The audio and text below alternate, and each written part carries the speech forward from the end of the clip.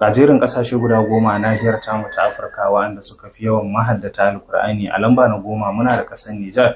A wannan ƙasar fa na Nijar akwai mahaddata Alƙur'ani fiye da duk yadda kake tunani, inda mahaddata Alƙur'ani sun kai aƙalla 100,000 har da 80 a wannan ƙasar. Kana a lamba na 9 muna da ƙasar Mali. Mali ita ma haka zalika ƙasa ne da akwai mahaddata Alƙur'ani sosai, inda mahaddata Alƙur'ani a wannan ƙasar sun kai aƙalla 200,000.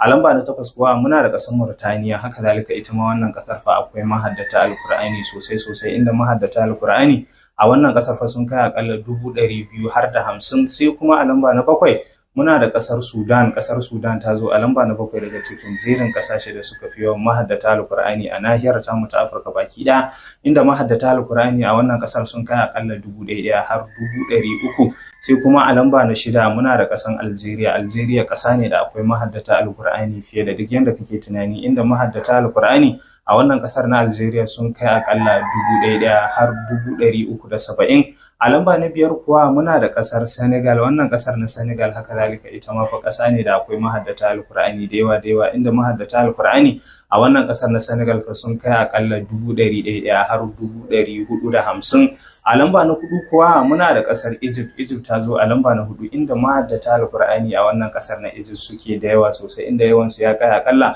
100,000 har 700,000. Sai kuma a lamba na 3 muna da ƙasar Morocco. Ƙasar Morocco ta zo a lamba na 3 daga cikin jerin ƙasashe da suke da mahaddata Alƙur'ani mafi yawa a nahiyar tamu ta Afirka, inda mahaddata Alƙur'ani a wannan ƙasar na Morocco sun kai aƙalla 1,000 har 850.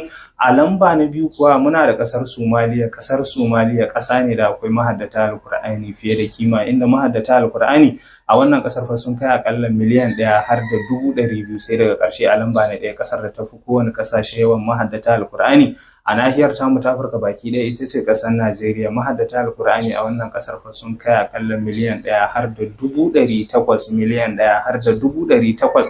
Sai ni nake ganin ma kamar sun fi haka.